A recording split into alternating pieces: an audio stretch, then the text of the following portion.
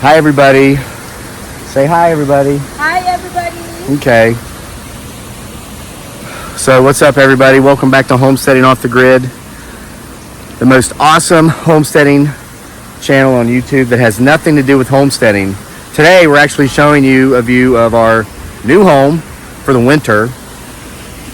Everybody's like, oh my gosh, did you move? Did you sell your property? Blah, blah, blah. No, we just spending winter over here, man. I'm tired of the cold weather, but isn't this a pretty waterfall here? This is the front of our condo complex. We finally arrived to our destination where we'll be spending 5 months until we come back in the spring or maybe the summer if we decide to stay longer, or who knows, maybe the next year or two. But for now, we're here for now. I'm going to just show you around the place. I'm going to show you our pool, our gym, our actual condo inside, show you how nice it is. And I want you to, while you're watching this video, be thinking about how much we're paying. We didn't buy this condo, we're renting it monthly. You're gonna be amazed. So anyway, they're building it's new construction, but they don't work at night, so they don't disrupt you, and they don't start until well after we've woken up in the morning. But it's our place. So let me show you around. All right, there's the outside of the condos. Our unit's up there somewhere, but here's our pool. Show you this. It's open daily. Hi, buddy. You excited to go swimming again today? Yeah. Me and Daniel came down here last night after we got back and swam. So here's the pool. It's beautiful. Got some swimmers in there. It's a pool area. Yeah, see? We live up there. It's very well landscaped, manicured. All these plants, they might look artificial, but they're not. They're real. Remember, they're tropical. We're in Southeast Asia here. Oh, this is a Norfolk pine. I have one of these at home that I rescued from a dumpster when I was a mailman 5 years ago. It was about a foot tall.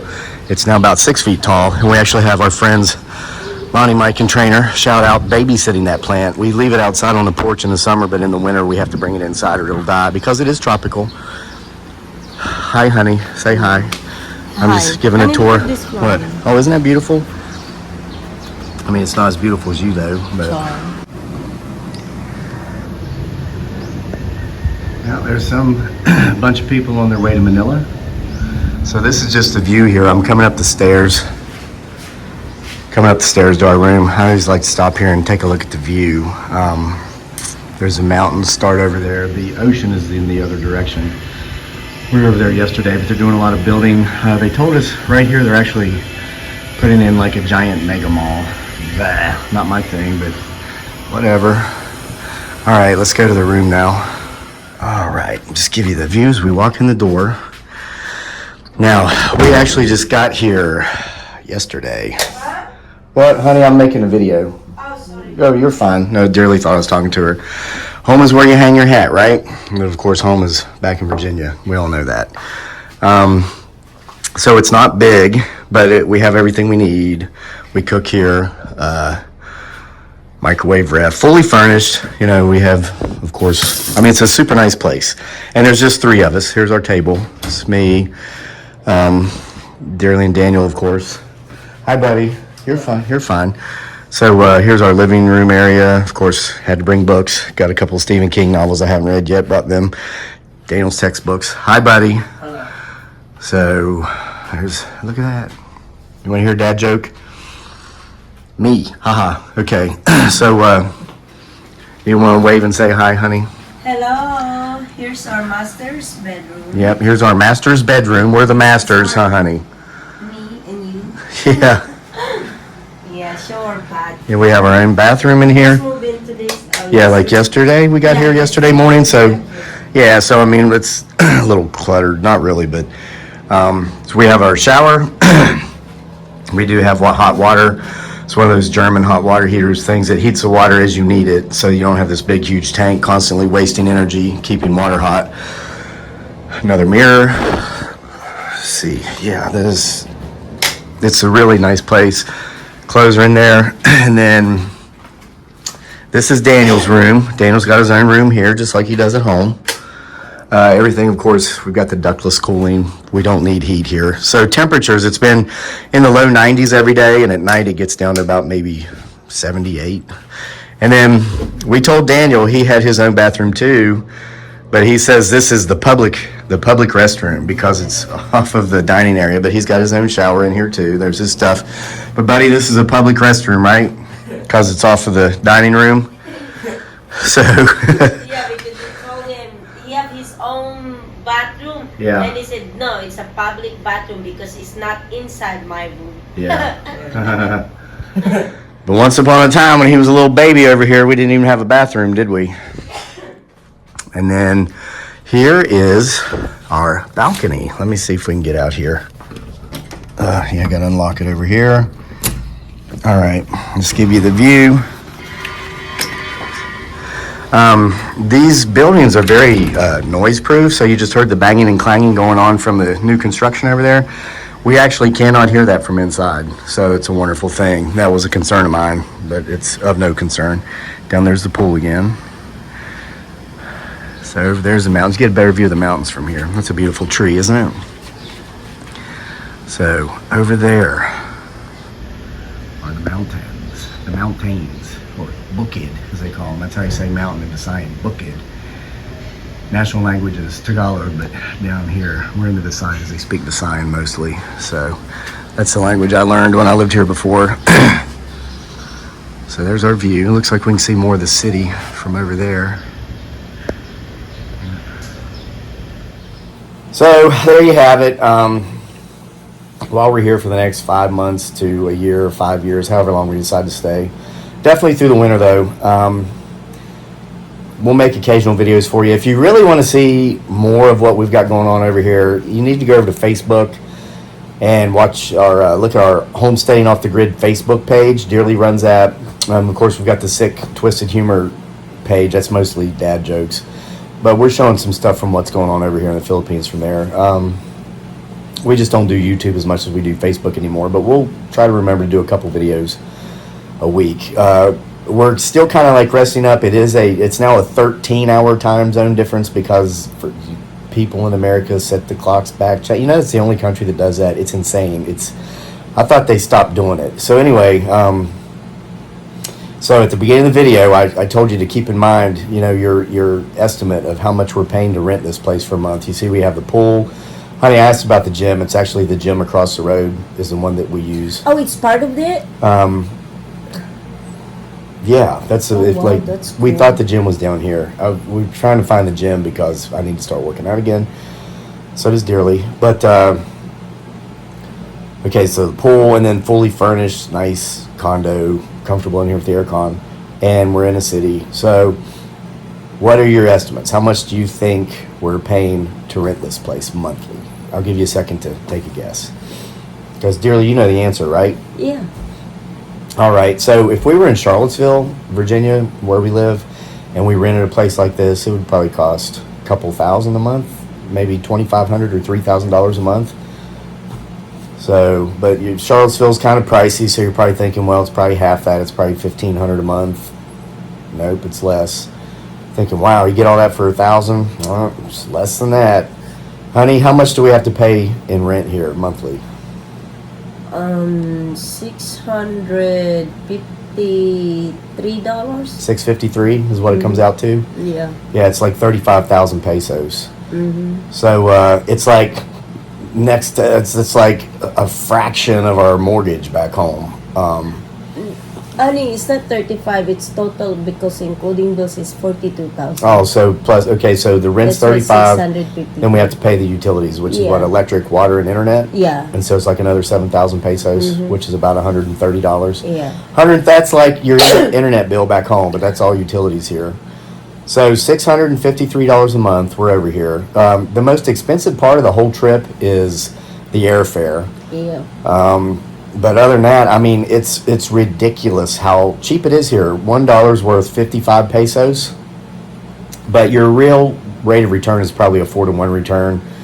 In that, you know, you don't get to live 55 times better, and things don't cost 1/55th of what they do in the U.S. It's about 4-to-1. So You can live 4 times nicer than you do at home for the same amount of money, or you can live at your comfort level, which is kind of what we're doing here, for 1/4 of the money.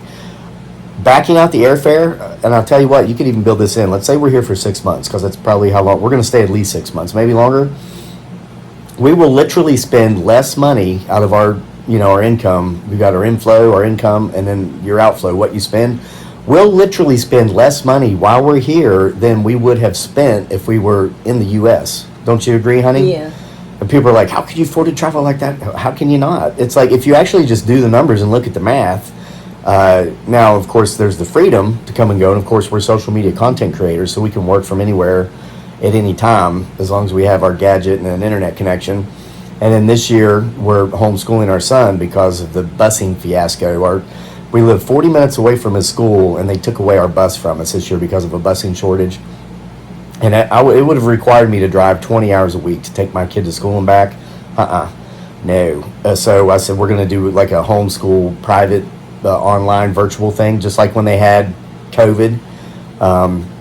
And then we got the idea. It's like, wow, we're no longer stuck in one spot, because the fantasy for us has always been, from the time we left the Philippines 7 years ago and moved to the U.S., that when our son was finished with his education through 12th grade, that we were just going to come and go back and forth, spend our winters in the Philippines and then spend our summers and falls, because I love fall, in the U.S.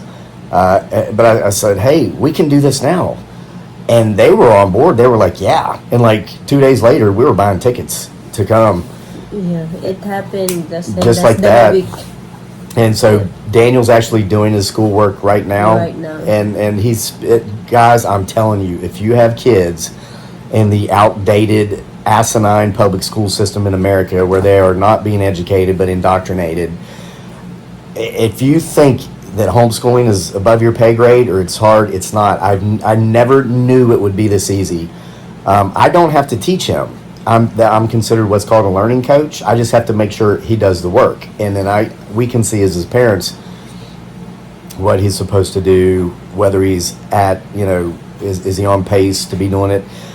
There are virtual classes he can attend anytime he wants. We went with the private route because we knew we were coming over here. He could get online and find teachers for his classes through their system when it's daytime over here and night in the U.S.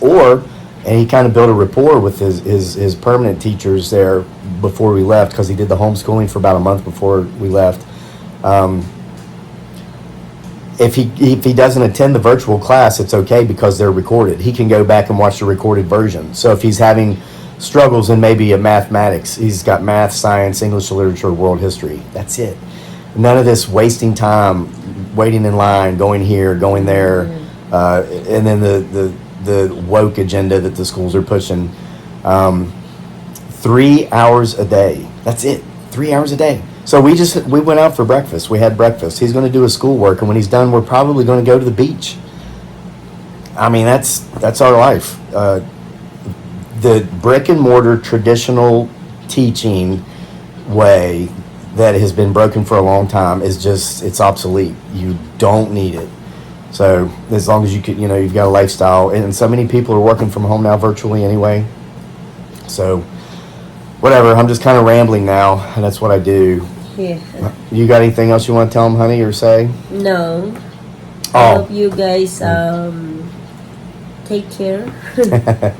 I was going to give you some more updates, because I made a video the other day, and I was talking about how social media has kind of changed things so much since I was here last. It's allowed people the opportunity to earn actual real incomes, because before people would work all day for $8 a day. Well, now there's Grubhub. They call it Grab here. It's a different company. People are social media content creators like we are. So there are Filipinos living over here in the Philippines who are making the equivalencies of American income. So that's a beautiful, beautiful thing. But something else social media has done, it has cut down on the scamming. And I'm just going to give you a couple of examples of that. One of the most common one, I love the Philippines. It's a wonderful place. But as a white foreigner or a black foreigner, as somebody who is not a Filipino, if you come here, you really have to know how to conduct yourself here. And one of the things that most of it I learned the hard way. If you get into a taxi, you'd open the door, you look to make sure they have a meter, and you would have to say, does your meter work? And if they said yes, then you would have to ask, are you going to use it? And if they said yes, then you get in the taxi. Because your ride might, for example, it might be 65 pesos. But what happens a lot of times, you would just jump in the taxi, you're not thinking about it, and they never turn on the meter. And then so you get to where you're going and they tell you it's 500 pesos or even just 200 pesos. And then you say, wait a minute, and you look at the meter and you realize it was never started, and they say, oh no, the meter's broken. Well, guess what? Because of social media, they don't do that anymore, because people started recording that and posting it on Facebook, Instagram, YouTube, and these cab drivers that were doing that lost their driver's license for life. So it's like all these dirty little secrets they had here of how they would gouge visitors. We call them tourists or visitors. Here they call them foreigners. They can't do it. They know they're not going to get away with it, and they know everybody has a cell phone now. They used to do this thing in the airport where when you're going through, they're checking your luggage. The police would, please stop that, honey. They would take out a bullet from their holster and say that it was in your baggage, and if you didn't give them 20,000 pesos, which is about $450 US, you had to go to jail. Well, and they didn't just do this to non-Filipino foreigners. They did it mostly to Filipinos who would spend years working overseas to earn money to send home to their families when they were coming back into the Philippines, because the guards just assumed these people had a lot of money. People would pay it. Well, this one guy, he was a white man from Texas who was here as a missionary. He refused to do it. He said, no, you need to put me in jail. And he video cased that whole thing. And they did this all the time. Well, it turned out to be a big embarrassment to the country, right? That's embarrassing when people conduct themselves that way. So the president at the time, Rudy Duterte, he said, if this ever happens again, of course he disciplined the cop. He says, if this ever happens again at Ninoy Aquino International Airport, that's the name of the airport in Manila, he says, I will fire everybody in this airport, from the guard that did it all the way down to the people that mop the floors in the bathroom, the people that work at the McDonald's or whatever restaurants in the bar. I'm going to fire every employee of the airport. Well, it happened again, and he proved to be a man of his word. I remember that. Fired them all. Manila International Airport was closed for days. I think they fire almost 5,000. Yeah, 5,000 people. The whole people, all of them who works in the airport. Yep. And now, guess how many times that's happened since then? None. 0. And I know a lot of folks watching this in America are like, he was a dictator. I can't believe those people. Let me tell you, he was the man that they needed. This place is a complete. I was never worried about my physical safety here. Of course, there's some concerns about that. I was always concerned about the safety of my wallet. Not now, because of his strong, iron-fisted rule. And because of social media, people know they can't get away with this crap anymore. I feel like I've come back to a different country than I left. Do you feel like that, honey? Mm-hmm. I mean, it's just really amazing. It's amazing. Yeah, so I it's feel more safer. Yeah, and before, like, my friends in America would be like, I'd like to go there. What should I know? And I'd have to give them this long, dirty, nasty laundry list about all the things to watch out for. Not now. You want to come over? Hey, just come. You don't have to worry about that. Carry your phone. They see that phone, they know they're not going to get away with anything. So it's great. So now I've just been rambling, and it's time to wrap this up. It would not be you if you don't ramble. I know, if I just didn't talk forever. No? They're going to be like, what happened to Kevin? I know. He's been spending too much time making those 1-minute reels over on Facebook. Yeah. He forgot how to talk for a long time now. Yeah, guys, Kevin is like that. Even he makes a video or not make a video. Yeah. You gotta rumble. I'm just always talking, aren't I? Talking. Yeah. Okay, wrap it up, honey. Okay. Thanks for joining us here at Homesteading Off the Grid, the most amazing homesteading channel on the internet. It has absolutely nothing to do with homesteading. We'll see you for more next time. Bye. Bye-bye.